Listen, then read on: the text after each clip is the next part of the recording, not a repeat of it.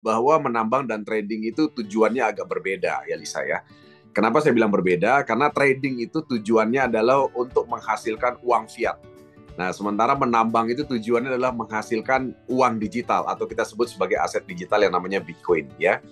Nah, yang namanya trading, Lisa dan teman-teman sekalian, ya itu tentu saja trading itu ada di beberapa komoditas yang bisa dilakukan ya.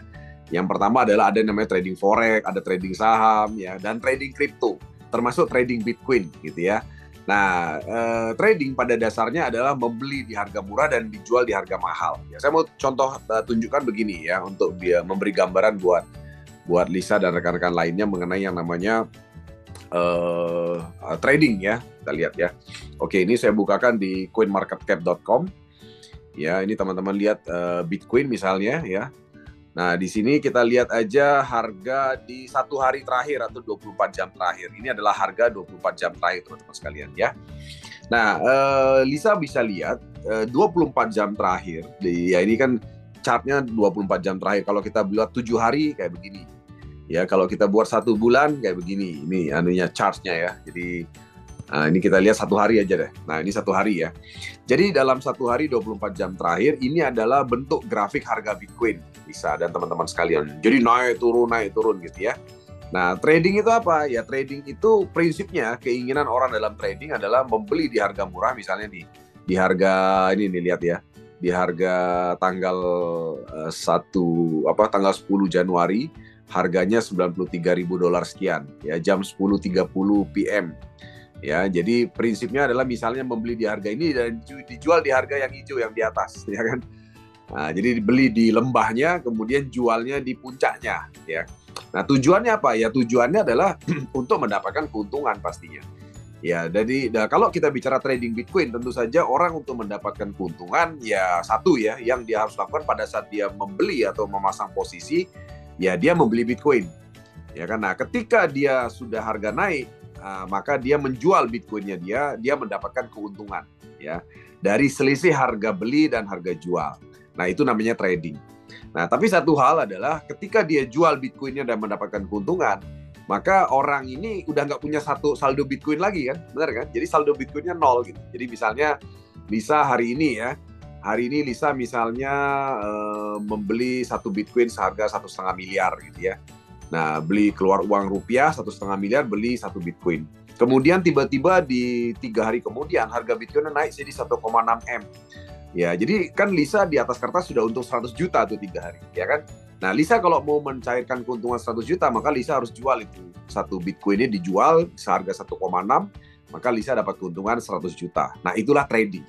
Ya, Lisa akan dapat uang fiat, baik dalam US dollar atau rupiah, tapi Lisa nggak pegang Bitcoin kalau udah dijual. Nah, itu trading, perbedaannya trading di situ. Nah, sementara penambangan Bitcoin, itu tujuan kita itu adalah mengumpulkan Bitcoin-nya dalam waktu 4 tahun. Ya, tapi bukan berarti ya Lisa ya, bukan berarti Lisa harus nanti mencairkan Bitcoin itu 4 tahun kemudian, tidak harus gitu. Maksudnya adalah agar rekan-rekan itu paham tujuannya, bahwa kita tujuannya menambang Bitcoin ini adalah untuk melipat gandakan aset kita dalam 4 tahun ke depan. Nah, kenapa kok mesti 4 tahun? Ya, tadi saya udah cerita, saya nggak usah cerita lagi. Dalam presentasi saya sudah jelas clear bahwa setiap 4 tahun sekali, ya, periode halving yang terjadi dalam sebuah perjalanan Bitcoin itu menimbulkan harganya berlipat kali lipat, gitu ya. Kalau Anda lihat sejarahnya, 4 tahun pertama 71 kali lipat, 4 tahun kedua 45 kali lipat, 4 tahun ketiga 29 kali lipat. Ya kan, 4 tahun berikutnya kemarin sekitar 2,7 kali lipat ya. Nah, artinya dalam 4 tahun kalau teman-teman punya lipatan aset kayak gitu, ya terus terang bisa membuat kita menjadi lebih sejahtera gitu ya. Nilai aset itu jadi lebih besar gitu kan dalam waktu 4 tahun gitu ya. Nah, oleh sebab itulah makanya menambang itu mengumpulkan Bitcoin. Ya, nah tapi setiap saat bisa dilakukan penarikan. Ya, penarikan dilakukan setiap saat, bisa dipindah ke yang namanya exchanger ya, dan yang jelas bisa dicairkan kalau mau gitu. Ya kan, jadi tidak mesti mencairkannya nanti dalam waktu 4 tahun gitu loh ya. Jadi bisa dicairkan dalam waktu kapanpun Lisa mau dan rekan-rekan mau. Ya, ini contoh ya. Saya contohkan buka satu akun. Ya, akun ini misalnya paket gold ya. Saya lihat di dompet saya. Ya, nah satu contoh ini saya lihat saldonya. Oke, ini rincian saldonya. Nah, kebetulan ini dilakukan penarikan kemarin di tanggal 9 Januari, dilakukan penarikan sekitar $2.337. Tapi bukan dolar ya yang ditarik ya. Yang ditarik adalah saldo Bitcoin-nya yang sebelah kiri yang 0,02468.519. Ya, nah ini ditarik kemana? Ditariknya tentunya ke Indodax. Ini Prabu Walgu masuk dia. Ke Indodax atau ke apa namanya exchanger yang lainnya ditarik gitu ya. Nah, kalau Lisa lihat ini setiap hari Lisa ya, itu Lisa dan teman-teman sekalian itu akan mendapatkan Bitcoin. Ini dilihat di akun penambangan, itu tiap hari dapatnya Bitcoin. Dan Bitcoinnya dapatnya beda-beda. Nah, di sebelah kanan itu adalah value-nya.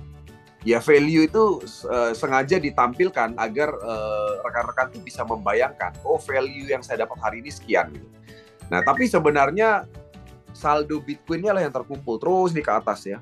Ini yang terbaru kan yang paling atas. Nah, terus. Nah, jadi saldo Bitcoin-nya lah yang terkumpul. Nah, jadi artinya ini contoh ya, ini tanggal 9 Januari kan dilakukan penarikan ya sekitar sekian Bitcoin yang warna merah. Ya, ini langsung pindah ke dompet yang Indodax ya kan.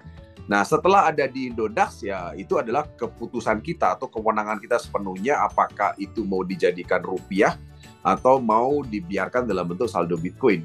Ya, tapi sekali lagi ya kalau saya menyarankan kita menambang ini tujuannya adalah mengumpulkan Bitcoin bukan mengumpulkan rupiah. Ya, atau US dollar, bukan. Kita tujuannya mengumpulkan Bitcoin. Tujuannya apa? Agar satu saat nanti ketika 4 tahun ke depan itu teman-teman harga Bitcoinnya berlipat-lipat, teman-teman tuh kerasa gitu loh, kenaikan asetnya tuh terasa. Ya kan, dan kebetulan saya sudah alami gitu ya. Saya menambang itu sejak 2019 ya, dan di 2021 ya kebetulan beruntung gitu ya, akhirnya bisa mencairkan sekitar 70 Bitcoin saat itu. Ya kan, dari hasil penambangan bersama perusahaan ini juga yang sama gitu ya. Nah, jadi maksud saya adalah kalau seandainya di dalam perjalanan kita jual Bitcoin kita, ya kita udah nggak punya Bitcoin kan, tapi kita dapat rupiah memang, ya kan. Nah, tapi kita nggak punya Bitcoin. Nah, oleh sebab itulah makanya kita tujuannya melipat gandakan aset kita ini dalam waktu 4 tahun, ya tujuannya agar kita bisa lebih sejahtera di masa depan, ya kan. Karena seperti tadi yang presentasi saya sudah sampaikan, kita sekarang boleh bekerja, boleh berbisnis, menghasilkan uang fiat, uang rupiah gitu ya. Tapi tanpa kita sadari sebenarnya kekayaan kita tergerus gitu kan. Karena adanya inflasi, yang ternyata inflasi itu lebih besar dari perkiraan kita. Laporan pemerintah kan 2-3% setahun kan, tapi kenyataannya kan tidak seperti itu. Kenyataannya bisa di atas 8% setiap tahunnya. Kalau nggak percaya, teman-teman boleh iseng-iseng cek deh harga-harga barang, biaya pendidikan, atau apapun yang ada di sekitar Anda boleh cek harga tahun lalu berapa, 2 tahun lalu berapa, dan sebagainya. Ya itu bisa dicek ya.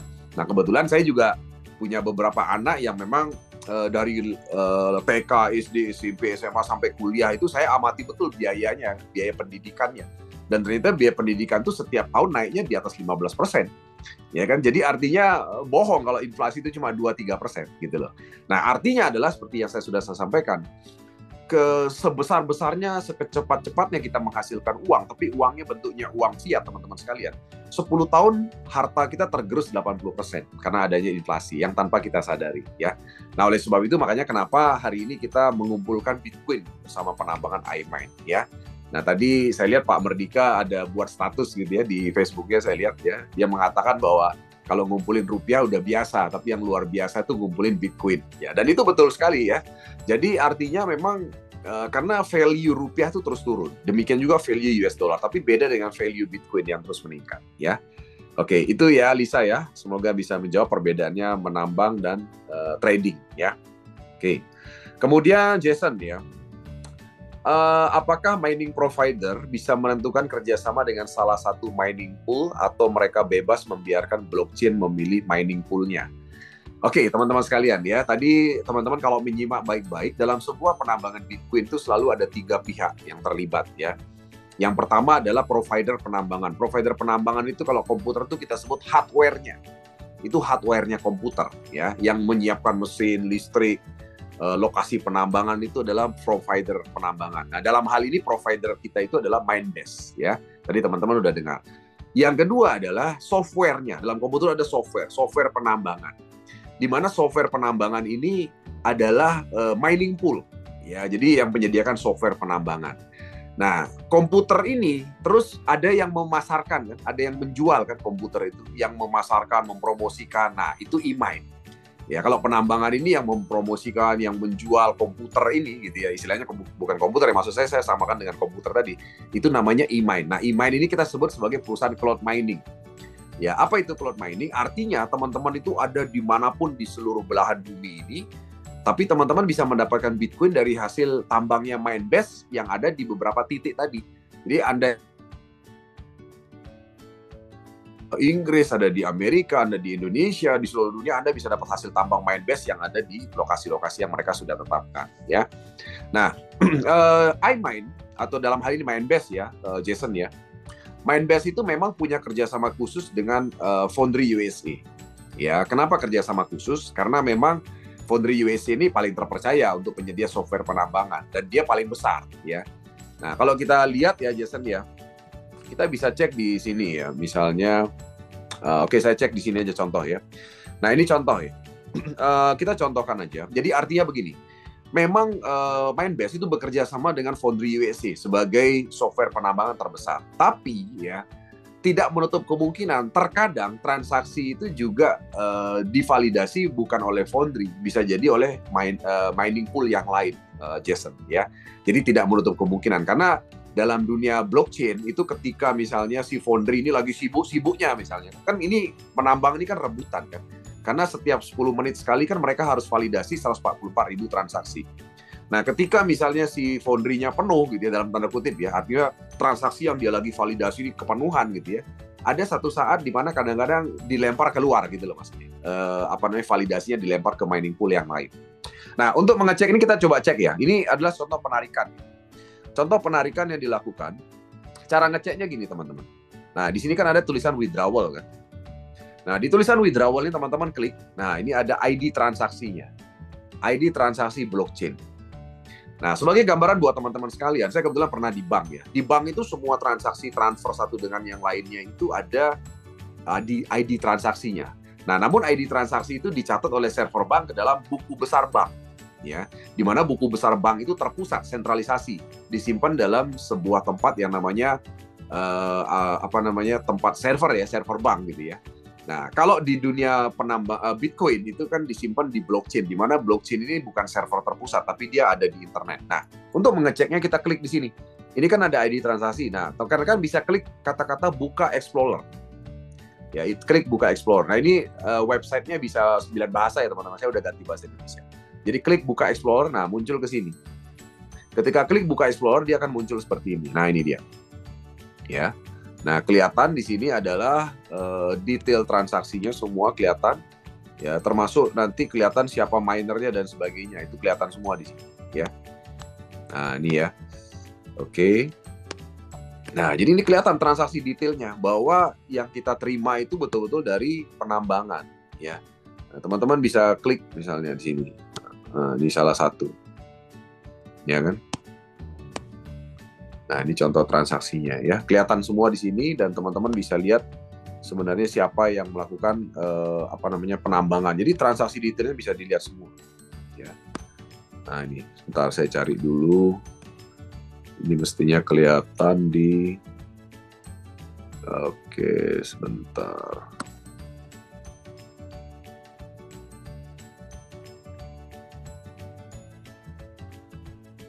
BTC price.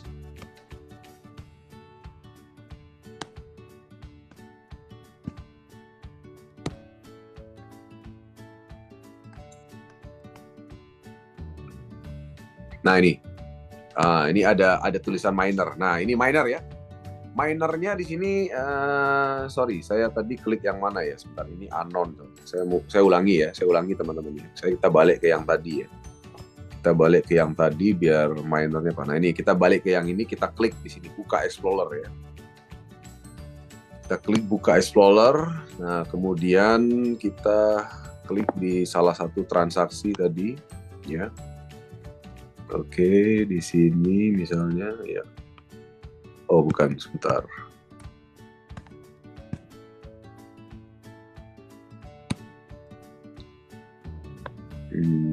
Oke. Ya, jadi kita coba salah satu aja ya. Contoh maksudnya melihat, nanti teman-teman bisa lihat sendiri pelan-pelan ya.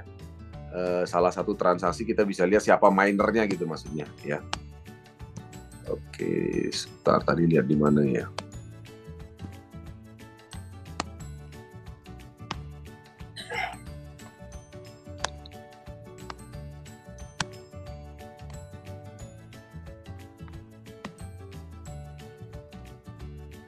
Bentar, tadi udah ketemu pada minernya.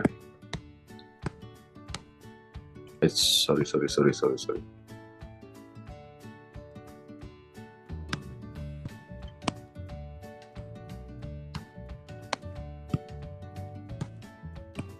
Nah, ini nih. Nah, ini kelihatan miner ya. Nah, ini miner. Ternyata kelihatan di sini anon. Ya kan? Nah, apa itu anon? Anon itu artinya bukan salah satu mining pool yang terdaftar dalam perusahaan. Jadi artinya miner itu boleh siapapun. Jadi kalau Anda misalnya di rumah ya, Anda punya sebuah superkomputer dan Anda menyiapkan mesin rig gitu ya dengan kapasitas besar ya, Anda juga bisa menambang Bitcoin. Nah, jadi artinya tidak harus mining pool ya yang ada istilahnya nama perusahaannya yang bisa melakukan penambangan, tapi pribadi juga bisa melakukan penambangan ya. Nah, itu dia, itu anon itu maksudnya begitu ya. Nah, kalau kita lihat sekarang di Explorer-nya Bitcoin, yang paling besar itu siapa? Kita lihat ya di BTC Explorer. Kita masuk ke Explorer. Oke, di sini ya Explorer-nya Bitcoin. Kita coba di Explorer via BTC. Nah, ini akan kelihatan. Nah, ini kan. Nah, ini contohnya. Nah, ini software penambangannya. Nah, yang paling besar kan Foundry. Kalau teman-teman lihat ini dari 1, 2, 3, 4, 5, 6, sekitar 15 transaksi terakhir itu Foundry menguasai kan. Nah, ini Foundry USA 5 menit yang lalu dia mendapatkan 3,15 Bitcoin. 12 menit yang lalu dapat 3,125 Bitcoin. Ya, kemudian ini lagi 44 menit yang lalu dia dapat 3,15 Bitcoin. Nah, teman-teman bisa bayangkan setiap berapa menit sekali dia dapat 3,15 Bitcoin gitu kan. Nah, 3,15 Bitcoin itu kan hampir 5 miliar kan nilainya teman-teman sekalian ya, dalam waktu sekian menit sekali. Nah, itulah makanya kenapa penambang itu getol untuk melakukan penambangan, karena setiap sekian menit sekali bisa mendapatkan 3, sekian Bitcoin kan. Nah, jadi dari sini kalau teman-teman lihat nih kebetulan tidak ada yang anon ya. Kalau kita cek di beberapa transaksi yang lain, itu misalnya, nah ini kalau kita lihat ya, nah ini dia. Jadi ini yang paling besar memang Foundry ya. Jadi Foundry itu menguasai hampir sebagian besar penambangan Bitcoin di dunia untuk software penambangan. Nah, ini teman-teman lihat di sini ada tulisan others. Others ini adalah anon tadi. Jadi others itu maksudnya dia tidak tergabung dalam mining pool yang berbentuk perusahaan gitu loh. Kalau Foundry ini kan adalah mining pool yang berbentuk perusahaan kan. Seperti Binance Pool itu juga adalah mining pool kan. Nah, tapi kalau others ini, yang tadi, yang anon itu adalah others. Jadi artinya dia tidak tergabung dalam satu perusahaan apapun. Jadi itulah penambang pribadi ya yang melakukan yang namanya penambangan ya. Nah, itu yang saya bisa jawab ya kan untuk Jason. Jadi yang jelas bisa bebas ya Jason ya. Memang kerjasama utamanya adalah dengan Foundry, tapi pada realisasinya kadang-kadang bisa ke miner yang lain. Sorry, bukan miner, ke mining pool yang lain maksud saya ya. Nah, kemudian wallet di iMine itu adalah merupakan wallet replika, maksudnya tidak terhubung dengan blockchain. Terhubung Jason. Jadi artinya walletnya adalah wallet yang betul-betul terhubung dengan blockchain ya. Nah, saya nggak tahu tadi Jason bisa lihat. Nah, ini kan. Jadi artinya contoh ya Jason ya. Ini contoh kan, ini dia masih ada saldo ini sekitar 74 USDT misalnya nih ya. Kalau kita tarik nih ya, kita klik withdrawal, tarik gitu ya Jason ya. Nah, Jason bisa lihat. Ketika ditarik kita masukin jumlah Bitcoinnya, nah kita klik alamat dompetnya, nah ini langsung muncul address Indodax daripada yang bersangkutan. Ya, jadi langsung diklik, langsung bisa ditarik. Ya, nah artinya apa Jason? Artinya ini blockchain gitu. Ya, jadi artinya dan nanti Jason juga bisa cek ketika uangnya masuk ya dengan cara yang tadi, cara ngeceknya itu akan kelihatan sumber wallet pengirimnya siapa gitu. Nah, nanti Jason akan melihat bahwa ternyata sumber wallet pengirimnya bukan satu wallet gitu, tapi bisa berganti-ganti walletnya karena memang betul-betul dari blockchain ya. Jadi diambilkan dari penambangan. Ya, nah itu kalau kita bicara lebih detail ya. Oke, kemudian Ratna ya. Ini ada pertanyaan dari Ratna. Apakah dampak pendapatan tambang jika harga Bitcoin turun atau harga dolar turun? Oke. Baik, ini pertanyaan yang bagus ya. Saya kembali lagi ke layar tadi ya. Dampak terhadap hasil Bitcoin tentu saja ketika harga Bitcoin turun ya. Ratna, itu tentu saja menurun hasil tambangnya. Ya, ini contoh ya. Kita lihat di dompet saya. Nah, ini ya, kita contohkan aja ini beberapa hari ini ya. Ini kan contoh tanggal 10 dan tanggal 11 Januari deh. Jadi kita fokus sama 2 hari terakhir, yaitu tanggal 11 hari ini dan tanggal 10 Januari kemarin ya. Ini 2 hari ini. 2 hari ini kan terjadi penurunan harga Bitcoin kan. Nah, ini perhatikan yang tanggal 10 yang bawah. Yang tanggal 10 yang bawah yang 0,00399924 Bitcoin. Ya, nah itu kan Bitcoinnya sekian dapatnya ketika harga di tanggal 10 kemarin. Di tanggal 11 hari ini dapatnya yang di atas, yaitu 0,0039115 Bitcoin. Jadi lebih rendah dibandingkan hari kemarin. Nah, tentu saja demikian juga dengan value-nya sebelah kanan ya. Jadi karena harganya turun, maka dia turun juga value-nya. Tapi ingat, ketika harganya kembali naik, maka value-nya akan naik juga gitu. Saldo yang di sini nih juga akan naik value-nya. Ya, saldo penambahan di sini dia akan naik value-nya. Kenapa? Karena harganya naik. Jadi ini saldo di sini ini bukan dalam bentuk USDT, tapi dalam bentuk Bitcoin. Jadi sebenarnya saldonya kan dalam bentuk Bitcoin yang ini, bukan dalam bentuk USDT ya. Nah, jadi demikian juga sebaliknya, ketika harga naik dia juga naik. Ini contoh ya. Contoh tanggal ini nih, tanggal 8 dan tanggal 9. Nah, ini yang dua ini. Ini yang dua ini adalah tanggal 8 dan tanggal 9. Yang di tengah tanggal 8, yang di atas yang di bawahnya yang merah itu tanggal 9. Nah, ini kalau Ratna lihat, yang tanggal 8 itu dapatnya 0,000400902. Value-nya sekitar 40,9 USDT. Di tanggal 9 di atasnya itu dapatnya 0,0043309. Nah, kenapa lebih banyak? Karena harga Bitcoin-nya naik. Ya kan? Nah, value-nya juga otomatis naik, ya kan? Nah, lalu ngomong-ngomong, apa yang menyebabkan kita dapatnya naik saat harga Bitcoin naik dan turun saat harga Bitcoin-nya turun, ya? Nah, begini, penyebabnya begini.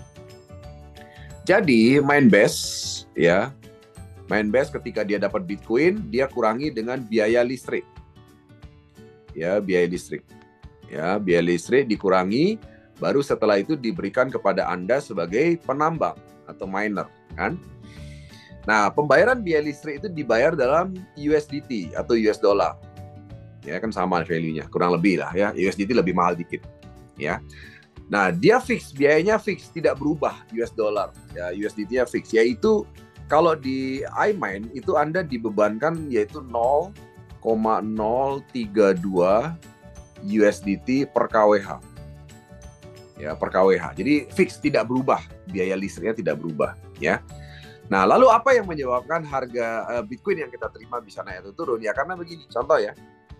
Ketika harga Bitcoin-nya naik, maka Mindbase harus membayar biaya listrik kan. Biaya listrik itu kan dibayarkan tiap hari gitu. Biaya listrik itu tiap hari dibayarkan, bukan sekali sebulan kayak kita kan. Kalau kita bayar listrik kan sebulan sekali. Kalau dia tiap hari gitu mengalokasikan pembayaran biaya listrik. Nah, ketika harga Bitcoin-nya naik, maka Bitcoin yang dicairkan untuk bayar biaya listrik 0,032 kan lebih sedikit Bitcoin yang dicairkan karena Bitcoin-nya lagi naik gitu Mas. Ya kan? Nah, sehingga ketika Bitcoin yang dicairkan sedikit, maka yang diberikan kepada Ratna itu lebih banyak gitu. Bitcoin-nya maksudnya. Ya, karena mereka mencairkan Bitcoin untuk bayar biaya listrik juga lebih sedikit Bitcoin yang dicairkan karena harganya lagi naik gitu loh Mas. Nah, demikian sebaliknya. Ketika harga Bitcoin-nya turun, maka Bitcoin yang dipakai untuk membayar biaya listrik itu jadi lebih banyak dibandingkan yang tadi. Sehingga Bitcoin yang diberikan kepada Ratna sebagai miner itu juga jadi lebih sedikit. Nah, itulah faktor penyebabnya. Kenapa kok hasil tambang kita bisa naik turun sesuai dengan harga Bitcoin fluktuasinya ya. Dan ada satu faktor lagi yaitu tingkat kesulitan penambangan itu juga berpengaruh dalam hasil Bitcoin yang kita terima ya. Nah, namun satu hal perbedaannya adalah tadi saya mau singgung sedikit dengan kaitan trading tadi. Kalau orang trading pada saat lagi turun harganya ya pusing dia. Ya kan? Tapi kalau kita penambang nggak pusing. Kenapa? Karena mau harga naik turun kita tetap dapat Bitcoin tiap hari gitu.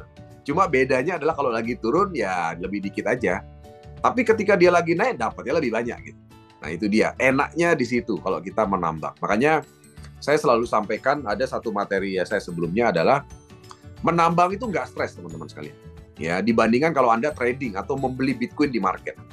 Saya contohkan begini, Ratna. Misalnya Ratna punya uang sekarang 1,5 miliar rupiah ya. Kemudian Ratna belikan Bitcoin, dapat 1 Bitcoin sekarang. Ya. Kemudian Ratna simpan di walletnya, misalnya di Indodax gitu kan. Nah, ketika beli langsung 1 Bitcoin kan kelihatan hari ini saldonya kelihatan 1,5 M gitu kan. Nah, terus tiba-tiba Ratna, esok harinya harganya turun 2%, 3% turun misalnya. Ratna akan melihat bahwa saldonya turun, Ratna. Dari 1,5 M bisa jadi 1,1 M. Ya. Nah, ini kalau orang yang nggak kuat iman, teman-teman sekalian, ini stres loh ini. Ya, dan saya ketemu 90% penyimpan Bitcoin itu kayak gini gitu loh. Karena mereka memang tujuannya soalnya nggak jangka panjang gitu, jangka pendek. Jadi ketika mereka lihat 1,1 M, terus dengar berita ini, waduh. Kebanyakan tuh takut gitu loh. Takutnya begini, waduh jangan-jangan ntar turun lagi. Nah, akhirnya apa yang terjadi? Akhirnya mereka jual lah Bitcoinnya. Ya, takut untuk kehilangan yang lebih banyak. Tapi yang jelas kalau udah 1,5 ke 1,1 ke sebenarnya mereka udah rugi juga sebenarnya kan. Nah, kalau dijual 1,1 kan rugi 400 juta gitu kan. Nah, sebenarnya kalau mau jangka panjang dibiarin aja 3 tahun karena dalam sejarah perjalanan Bitcoin, teman-teman ya, itu enggak pernah ada istilah orang yang nyimpan Bitcoin 3 tahun berturut-turut dimanapun mulai belinya itu udah pernah rugi. Ya, dan itu sejarah, bukan akan. Itu udah sejarah. Pokoknya 3 tahun minimal, mau di mana harga belinya, itu pasti untung kalau 3 tahun minimal simpannya, ya kan? Nah, jadi tapi kebanyakan nggak kuat mental. Begitu ngelihat saldonya jadi 1,1 M, itu biasanya udah mulai goyah imannya. Waduh, ini gimana ya? Gitu loh. Ya kan? Nah, seperti itu. Nah, kalau kita yang penambang, saya udah 2019 ya, melihat fluktuasi harga Bitcoin itu udah biasa. Ya, bahkan turun 10%, 20% tuh pernah saya lihat di mata kepala saya gitu kan. Nah, tapi kita yang nambang ya tenang-tenang aja, santai aja gitu loh. Ya kan, yang stres itu kan adalah para trader yang stres kalau harganya turun ya. Kalau kita nambang enggak ya. Nah, ini yang terjadi kalau harga turun. Nah, demikian juga sebaliknya nih ya. Yang enggak kuat iman juga kalau harganya naik.